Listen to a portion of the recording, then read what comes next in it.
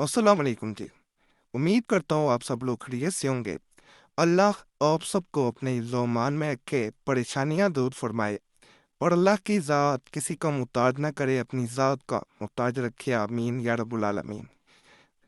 आज जो मैं अमल बता रहा हूँ, इस 5 मिनट के अमल के बाद ये कहा जाता है कि जो इंसान किसी की मोहब्बत में सारी ज़िंदगी रोता आया हो, उसने पल पल दुख दिया हो, उसने परवाह ना की हो, इसने बेकदरी की हो, उस इंसान के लिए ये अमल करना बहुत ज़रूरी है।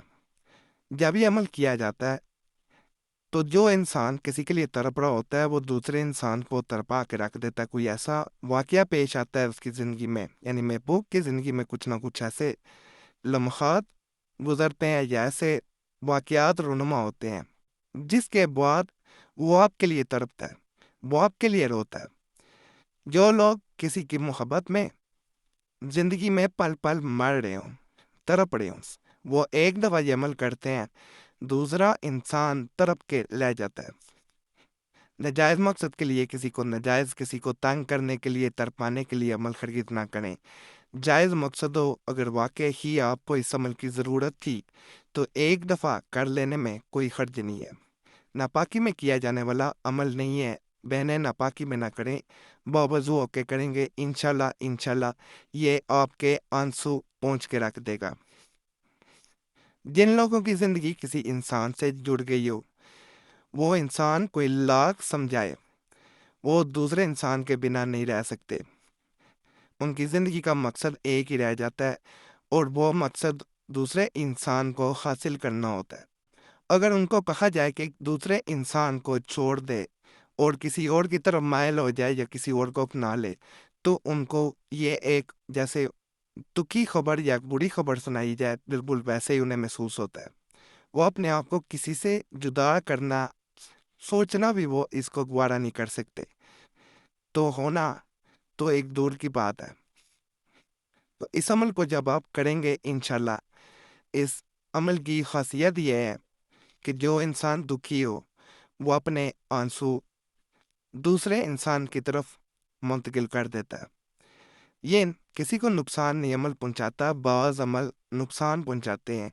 और इस अमल की एक खूबी ये है कि ये आप में एक ऐसी अट्रैक्शन पैदा कर देता है या आप में एक ऐसी कशिश पैदा करता है कि दूसरा इंसान आपके बगैर नहीं रह पाता। एक बहन ने कुछ दिन पहले कमेंट्स किए थे, वक़्त ना मिल पाया मैं उसके किए हुए कमेंट्स पे कोई अमल बता सकूं। उस बहन ने वीडियो के नीचे कमेंट्स करके यही कहा था कि पीर साहब मुझे आपसे गुजारिश करना थी, मैंने पूरी ज़िंदगी बहुत दुखों में काटी है। बचपन में माँ बाप गुजर गए और भाइयों ने पाला, और जब होश संभाला तो जिससे अपने साथ मंसूब पाया वो मुकर गया और रिश्ता से इनकार कर दिया। मैंने अपनी पूरी ज़िंदगी में अपने साथ किसी और के बारे में सोचा भी नहीं।